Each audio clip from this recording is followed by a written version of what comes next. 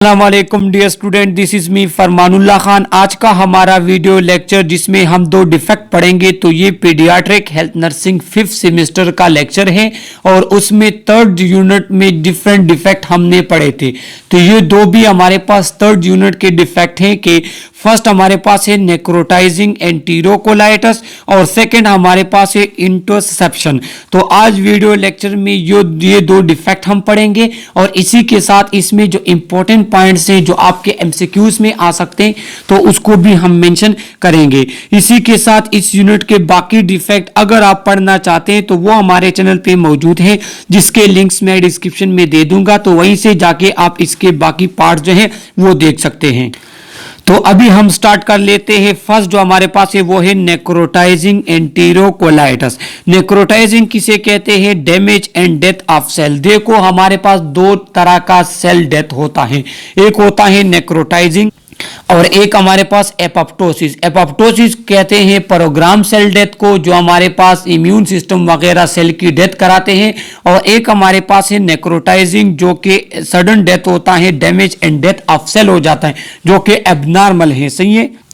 तो नेक्रोटाइजिंग कहते हैं damage and death of cell, entero कहते हैं रिफर टू इंटेस्टाइन। जहां पे भी एंटीरो का नाम आएगा उसका मतलब होगा इंटेस्टाइन, और कोलाइटिस कहते हैं इन्फ्लेमेशन ऑफ कोलन। तो नेक्रोटाइजिंग एंटीरोकोलाइटिस किसे कहते हैं? कि जब हमारे पास इंटेस्टाइन, चाहे वो स्मॉल इंटेस्टाइन हो या लार्ज इंटेस्टाइन हो, जब उनके सेल जो है वो डैमेज होना शुरू कर दे और इन्फ्लेमेशन काज हो जाए इंटेस्टाइन का, तो उसको हम कहेंगे नेक्रोटाइजिंग एंटीरोकोलाइटिस। तो ये डिफिनीशन आप एमसीक्यूज के लिए भी याद कर सकते हैं। इसके बाद नेक्रोटाइजिंग एंटीरोकोलाइटिस में क्या होगा कि आपका जो इंटेस्टाइन हो वो इन्फ्लेम्ड हो जाता है, क्योंकि उसके सेल डेथ हो जाते हैं, मतलब खत्म हो जाते हैं, खराब हो जाते हैं। जो उसके पेरिस्टाल्टिक मूवमेंट है, जो उसमें ब्लड सप्लाई है, तमाम चीजें क्या हो जाती हैं? स्टॉप हो जाती हैं। तो फिर उसका प्रॉब्लम क्या होगा आगे जाके मैं आपको प्रॉब्लम भी बता दूंगा, लेकिन यहां पे सिर्फ आपको ये बता दूं कि जब आपके इंटेस्टाइन जो है वो बंद हो जाए, इन्फ्लेम्ड हो जाए, तो फिर उससे खुराक नीचे ही नहीं जाती, एब्जॉर्प्शन आपकी नहीं होती, वोमिटिंग होंगे, बहुत से इशू आपको होंगे। फिर अब इसके काजेस कौन कौन से हैं? 60 to 80% are premature infant. Premature infant वो इन्फेंट होते हैं जो टाइम से पहले उनकी बर्थ हो जाती है, मतलब जो अभी फुल मेच्योर नहीं होते और उनकी बर्थ हो जाती है 9 महीनों से कम एज में जब उनकी बर्थ होती है, तो वो हमारे पास क्या हो जाते हैं? वो हमारे पास प्री मेच्योर इन्फेंट कहलाते हैं, कि जब उनका फिटल एज जो है वो 9 मंथ से कम हो। तो फिर इस तरह प्री मेच्योर इन्फेंट 60 to 80% जो हमारे पास प्री मेच्योर इन्फेंट होंगे, उसको इस तरह हमारे पास इंटेस्टाइन की प्रॉब्लम होती है। इसके बाद फीडिंग ऑफ कंसंट्रेटेड फार्मूला। अगर कोई बच्चे को फार्मूला फीडिंग दे रहा है लेकिन वो कंसंट्रेटेड है, तो फिर क्या होगा? वो उसके स्मॉल इंटेस्टाइन, लार्ज इंटेस्टाइन में स्टक कर सकता है, और जब वो फार्मूला फीडिंग स्टक होगा तो फिर क्या होगा? फिर वहां पे आपके पास एक्युमुलेशन ऑफ फ्लूइड वगैरह हो सकता है, वहां पे आपके पास इन्फेक्शन हो सकते हैं, और फिर ये इन्फेक्शन वो उस इंटेस्टाइन के सेल्स को क्या कर देते हैं? डैमेज करना स्टार्ट कर लेते हैं। तो जो कंसंट्रेटेड फार्मूला फीड देगा बच्चे को, तो उसमें भी इस तरह के डिजीज हो सकते हैं। तो देखो ये फिर आपके पास एमसीक्यूज में आ सकता है कि feeding of concentrated formula lead to, फिर आपको पता होना चाहिए कि इससे फिर हमारे पास नेक्रोटाइजिंग एंटीरोकोलाइटिस होता है। Infant who have received blood transfusion, या ऐसे बच्चे जिनको ब्लड ट्रांसफ्यूज किया जाता है तो उसके ब्लड कंसंट्रेशन जो है वो ज्यादा हो जाती है, तो उस तरह के बच्चों में भी ये हमारे पास क्या होता है? इस तरह के डिजीज हो सकते हैं। इन्फेंट विद जीआई इन्फेक्शन, या बच्चे को देखो हमें पता है जीआईटी ट्रैक में ये तमाम चीजें आती है, स्टोमक आता है, इंटेस्टाइन वगैरह ये चीजें आती हैं। अगर बच्चे को इंटेस्टाइन वगैरह में किसी और वजह से इन्फेक्शन है, तो वो इन्फेक्शन क्या काज कर सकता है? वो उसके इंटेस्टाइन सेल को डैमेज कर सकता है, जिसकी वजह से उससे नेक्रोटाइजिंग एंटीरोकोलाइटिस हो सकता है। Infant with polycythemia congenital heart disease, या इस तरह का बच्चा जिसको कंजेनिटल हार्ट डिफेक्ट हो। कंजेनिटल हार्ट डिफेक्ट कौन कौन से होंगे वो इंशाल्लाह आने वाले लेक्चर में मैं एक्सप्लेन करूंगा, तमाम जो हमारे पास डिफरेंट टाइप ऑफ डिफेक्ट हैं बच्चे में। तो अगर किसी बच्चे में कंजेनिटल हार्ट डिफेक्ट है तो फिर क्या होते हैं? ब्लड सप्लाई जो हमारे पास कहते हैं कंप्रोमाइज होती है। जब ब्लड सप्लाई सही से नहीं होती तो आपके पास इंटेस्टाइन में मूवमेंट, पेरिस्टालिसिस, ये चीज़ें सही से नहीं होती और फिर आपके पास क्या होता है, इस तरह के बच्चों में इस तरह की डिजीज हो सकते हैं। इसके बाद हमारे पास इसके बाद क्लिनिकल मैनिफेस्टेशन कौन कौन से होंगे। हिस्ट्री, अब फार्मूला फीडिंग की हिस्ट्री लाजमी होगी, क्योंकि आप पूछेंगे कि इसको आपने कोई फार्मूला फीड तो नहीं दिया। अगर कहते हैं दिया है तो आप फिर उससे पूछेंगे कि उसमें आप कितना पानी मिलाते थे वो पाउडर्ड में, सही है, ये भी आपने उससे पूछना है। फीडिंग स्टे इन स्टोमिक, या किसी भी वजह से उसकी खुराक जो है वो स्टोमिक में स्टे करती है, मतलब पेरिस्टालिस, उसको कंस्टिपेशन है बच्चे को या कोई और मसला है, सही है, तो फिर उस कंडीशन में भी इसको एंटीरोकोलाइटिस हो सकता है।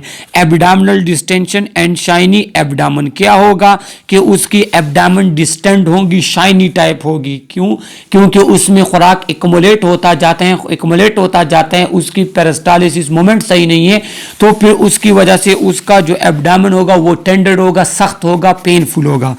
इसके बाद bile green fluid in stomach, और जो बाइल फ्लूइड है वो तो नॉर्मली इंटेस्टाइन में सेक्रेट होता है, लेकिन चूंकि इसके इंटेस्टाइन क्या है वो हमारे पास ब्लॉक है, तो वो बाइल फ्लूइड उसके किस में आएगा, स्टोमिक में आएगा। और फिर लेट साइन है कि इस तरह के बच्चे हमारे पास बाइल स्टेन्ड वोमिटिंग भी करते हैं। ब्लडी बाउल मूवमेंट, और उसके जो हमारे पास उसके जो फीसिस वगैरह हैं उसमें क्या होगा, उसमें थोड़ा बहुत ब्लड आ सकता है, क्योंकि इन्फ्लेमेशन है, वहाँ पे ब्लड वेसल्स वगैरह डैमेज हो गए हैं, तो उसके क्या आएगा, उसके ब्लडी बाउल मूवमेंट उसकी होगी। तो ये हमारे पास क्लिनिकल मैनिफेस्टेशन है जिसके थ्रू फिर आप ये कह सकते हैं कि हाँ इसको नेक्रोटाइजिंग एंटीरोकोलाइटिस है। अगर आप बच्चे के इस तरह एक्सरे ले तो ये तो मैंने खुद पर्सनली देखा है, एडल्ट का, बच्चों का नहीं, एडल्ट का मैंने इस तरह देखा है कि जब आपके पास इंटेस्टाइन में ऑब्स्ट्रक्शन होती है तो इस टाइप का एक्सरे आपको दिखाई देगा। ये जब आप सर्जिकल वार्ड्स में जाएंगे, जहाँ वहाँ पे अगर आपकी ड्यूटी होती है तो वहाँ पे अगर लेप्राटमी वगैरह किया होता है पेशेंट का, तो क्या होता है कि उसकी लार्ज इंटेस्टाइन को साइड पे लेकर आके उसके साथ स्टोमा बैग लगाए होते हैं और जो ऑब्स्ट्रक्शन होती है उसको ख़त्म किया होता है। तो इंटेस्टिनल ऑब्स्ट्रक्शन वाले जो पेशेंट है तो उनकी एक्सरे इस तरह आपको नजर आएगी। ये आप खुद जो है क्या कर सकते हैं, हॉस्पिटल में देख सकते हैं। अब इसके लिए नर्सिंग इंटरवेंशन हम कौन कौन से कर सकते हैं। नर्सिंग इंटरवेंशन में फर्स्ट हमारे पास आएगा NPO, नथिंग पर ओरल, चूंकि उसके इंटेस्टाइन ब्लॉक हैं, तो इंटेस्टाइन ब्लॉक है, आप उसको और ऊपर से खुराक वगैरह दे रहे हैं तो ये और भी ब्लॉकेज बनाएगा, ये और भी सीवियर कंडीशन में जा सकता है। लिहाजा ओरली आपने उसको कुछ नहीं देना। Nasogastric tube to decompress stomach, उसके देखो अगर उसके इंटेस्टाइन ब्लॉक है तो उसके स्टोमिक में फ्लूइड भी हो सकते हैं, उसमें गैस वगैरह भी हो सकती है, तो आपने एनजी ट्यूब पास करना है।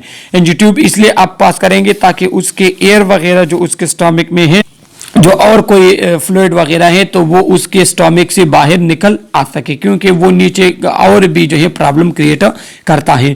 आईवी फ्लूइड रिप्लेसमेंट, देखो यहाँ ऊपर पे हमने कहा कि हमने उसको ओरली कुछ नहीं देना। जब ओरली आप कुछ नहीं देंगे तो आईवी फ्लूइड आप उसको प्रोवाइड करेंगे ताकि वो न्यूट्रिएंट, वो इलेक्ट्रोलाइट जिसकी उसको कमी है, ताकि वो कमी पूरी की जा सके। एंटीबायोटिक आप प्रोवाइड करेंगे ताकि इन्फेक्शन ना हो, उसको एक्स्ट्रा ऑक्सीजन आप देंगे। एक्स्ट्रा ऑक्सीजन हम क्यों देते हैं, देखो जब इंटेस्टिनल ऑब्स्ट्रक्शन होती है तो ये आपके डायफ्राम को प्रेस करती हैं, जब प्रेस कर लेती है तो आपके लंग्स वगैरह वो फंक्शंस क्या हो जाते हैं, खराब हो जाते हैं। तो फिर इस कंडीशन में हमने क्या करना होता है, एक्स्ट्रा ऑक्सीजन प्रोवाइड करनी होती है पेशेंट को।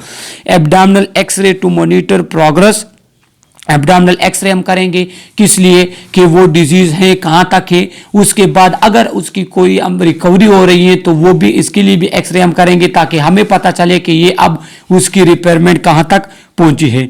मायर एब्डोमिनल गिर्थ एवरी 4 आवर, और हर 4 घंटे के बाद आपने उसके एब्डामन की साइज देखनी है कि आया उसमें गैस वगैरह तो एक्युमुलेट नहीं हो रहा, तो ये चीजें आपने करनी होगी। कॉम्प्लिकेशन कौन कौन से होंगे, हो सकते हैं, ये कॉम्प्लिकेशन है इंटेस्टिनल परफोरेशन। इंटेस्टिनल परफोरेशन किसे कहते हैं कि उसके इंटेस्टाइन में होल बन सकते हैं, और जो कंटेमिनेटेड फ्लूइड वगैरह ये चीजें फिर उसके पेरिटोनियम में जाएगी और उसके एब्डामन के और आर्गन को भी इन्फेक्ट कर सकती हैं। Surgery to remove dead bowel, इसमें आप क्या कर सकते हैं, थ्रू सर्जिकल वो बाल का वो छोटा सा हिस्सा ये जो इन्फेक्टेड है उसको आप रिमूव कर सकते हैं ताकि बाकी सिस्टम जो है वो आपके सही काम करे, उसमें कोई इन्फेक्शन वगैरह ना हो। कोलेस्टोमी और इलियास्टोमी भी होती है जिसमें कोलान वगैरह जो है उसको बाहर निकाल दिया जाता है, ट्रीटमेंट वगैरह की जाती है और फिर उसको अंदर लेकर जाते हैं। सही है। इसके बाद bowel is reconnected when infection inflammation has resolve, और क्या होता है कि जब इन्फेक्शन वगैरह ये खत्म हो जाए फिर दो बाउल जिसको काटा होता है फिर उसको वापस रिकनेक्ट किया जाता है। तो ये हमारे पास इस तरह के पेशेंट आपको अक्सर दिखाई देंगे जब आपकी हॉस्पिटल में ड्यूटी होगी कि वहाँ पे छोटे बच्चों में इस तरह क्या होता है कि उसके जो लार्ज इंटेस्टाइन है उसको बाहर निकाला होता है और उसकी रिकवरी होती है 1-2 हफ्ते में, फिर उसको फिर वापस इंटर करते हैं और फिर रिपेयर करते हैं। तो ये हमारे पास जो है अगर इसके कॉम्प्लिकेशन से बचने के लिए ये ट्रीटमेंट इसके लिए होते हैं। सेकंड जो हमारे पास डिफेक्ट है जो कि हमने ऑलरेडी एक्सप्लेन किया कि इसको हम एक्सप्लेन करेंगे, तो वो है इंटोससेप्शन। इंटोससेप्शन किसे कहते हैं, telescoping of a part of intestine into adjacent distal portion. देखो जो हमारे पास प्रॉक्सिमल पार्ट होता है इंटेस्टाइन का वो इस तरह से मुड़ आता है डिस्टल पार्ट में। देखो ये हमारे पास डिस्टल पार्ट है, तो ये जो प्रॉक्सिमल इंटेस्टाइन का जो हिस्सा है, प्रॉक्सिमल इंटेस्टाइन का हिस्सा है वो इस तरह से टेलीस्कोप कर जाता है, वो उसमें इंटर्स हो जाता है अपने डिस्टल पोर्शन में। तो फिर क्या होते हैं, तो फिर इस तरह की डिजीज को हम कहते हैं इंटोससेप्शन। इंटोससेप्शन इसे कहते हैं कि देखो ये हमारे पास डिस्टल पोर्शन है किसी भी इंटेस्टाइन का। सही है। इसमें क्या होता है, इसमें जो प्रॉक्सिमल पार्ट है वो इस तरह से फोल्ड होकर इसमें आ जाता है और इस इंटेस्टाइन को ब्लॉक कर लेता है, या पार्शियली या कंप्लीटली। तो फिर इसमें क्या होता है, इसमें ऐसा होता है कि इसके जो कॉमन काजेज हैं वो है common cause of intestine obstruction in children age 3 to 25 month. जो हमारे पास 3 से लेके 25 महीनों तक जो बच्चे होते हैं और उनमें जो इंटेस्टाइनल ऑब्स्ट्रक्शन होते हैं तो वो तो डिफरेंट टाइप के ऑब्स्ट्रक्शन हमारे पास हो सकते हैं, लेकिन कहते हैं जो मेन काज है वो इंटेस्टाइनल ऑब्स्ट्रक्शन का वो यही है intussusception telescoping of proximal part into distal, कि उसका ऊपर वाला हिस्सा अपने डिस्टल वाले हिस्से में फंस जाता है। सही है। इसमें क्या होते हैं कि proximal segment of bowel prolapse are telescope into the lumen of an immediately distal segment of bowel. The prolapse result in vascular compromise, oedema and mechanical obstruction. इसमें क्या होता है कि वो जो वेसल्स होते हैं वो कंप्रोमाइज हो जाते हैं, मतलब वो ब्लॉक हो जाते हैं। क्यों? क्योंकि उसमें एक मरोड़ सा आ जाता है ना, कि ये हमारे पास नॉर्मल इंटेस्टाइन जा रही है लेकिन ये जो प्रॉक्सिमल इंटेस्टाइन है वो इसमें इस तरह सा फोल्ड उसने बना लिया। जब फोल्ड बना लिया तो इसमें जितनी भी वेसल्स होंगे ब्लड वेसल वो कंप्रोमाइज हो जाएंगे। इसके बाद आपको एडेमा हो सकता है, एडेमा फ्लूइड एक्युमुलेशन हो सकती है, ब्लड वगैरह एक्युमुलेशन इसमें हो सकती है। इसके बाद फिर क्या कर लेते हैं, वो मैकेनिकल ऑब्स्ट्रक्शन काज कर लेते हैं। मैकेनिकल ऑब्स्ट्रक्शन मतलब आपके इंटेस्टाइन का मास ही एक डिस्टल इंटेस्टाइन में फंस चुका है, तो ये मैकेनिकल ऑब्स्ट्रक्शन, तो ये फिर आपके पास मैकेनिकल ऑब्स्ट्रक्शन काज कर लेता है।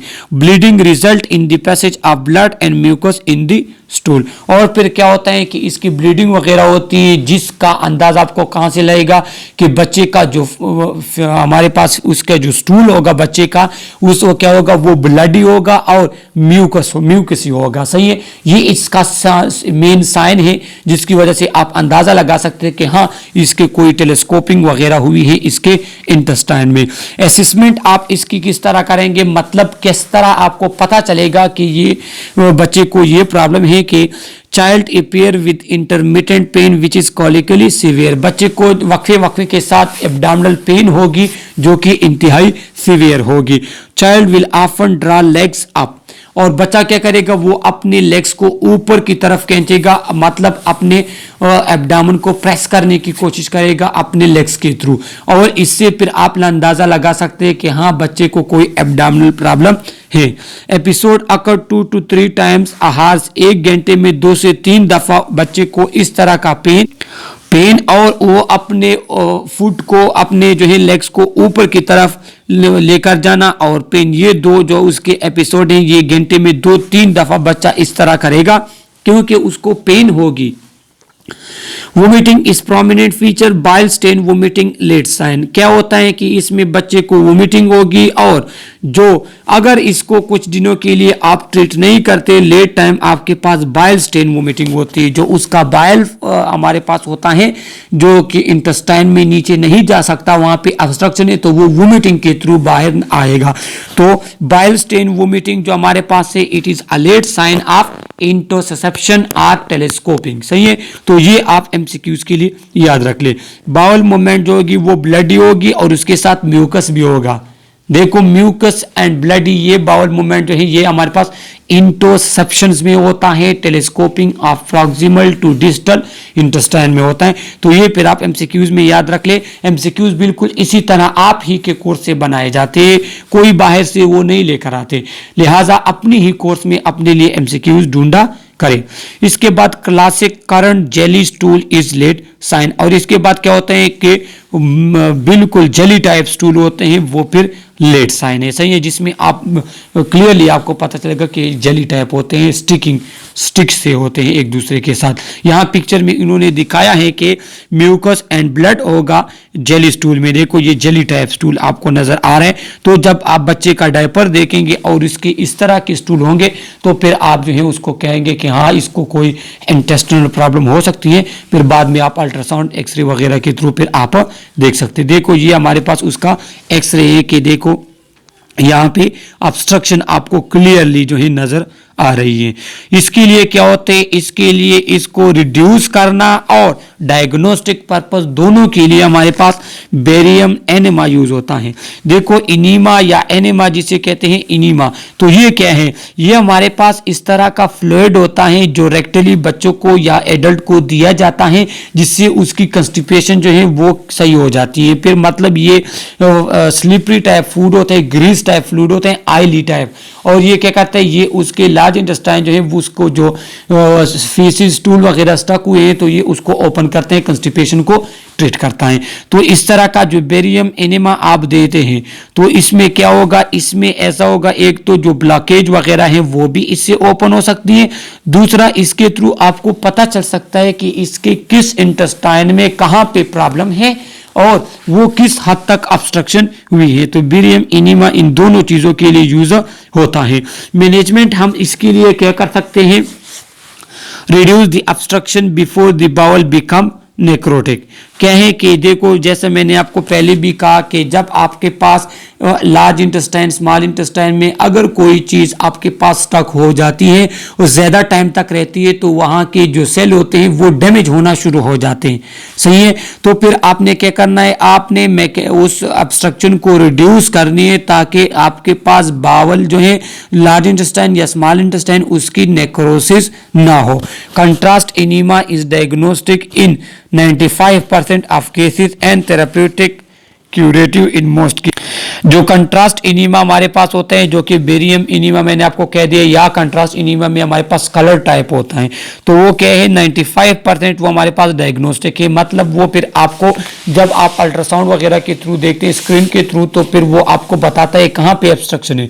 वो कलर्ड इनीमा होता है, जहाँ पे ऑब्स्ट्रक्शन होता है वहाँ पे वो आपको क्लियर पिक्चर दे देता है। सही है, और ये हमारे पास थेरेप्यूटिक के थ्रू भी यूज होता है, क्योंकि ये क्या करते हैं अगर थोड़ी बहुत ऑब्स्ट्रक्शन है इनीमा आप बच्चे को दे देते हैं तो उसका जो बाउल मूवमेंट जो है वो ओपन हो जाता है और वो ऑब्स्ट्रक्शन उसकी क्योर हो जाती है। Surgical reduction is radiologic reduction is not achieved. क्या है कि सर्जिकली भी आप उसको थोड़ा बहुत ट्रीट कर सकते हैं, रेडियोलॉजिकली आप उसको ट्रीट नहीं कर सकते, क्योंकि जो आपका टेलीस्कोप हुआ है तो वो भी नॉर्मल इंटेस्टाइन है, तो रेडियोलॉजिकली आप क्या कर सकते हैं उसको वो नहीं कर सकते, लेकिन सर्जिकल हमारे पास रिडक्शन इसकी हो जाती है। सही है, सर्जिकल इंटरवेंशन में आप क्या करेंगे कि आईवी फ्लूइड और एंटीबायोटिक प्री ऑपरेटिव आप इसको देंगे ताकि इसको कोई इन्फेक्शन स्वेलिंग वगैरह ना हो।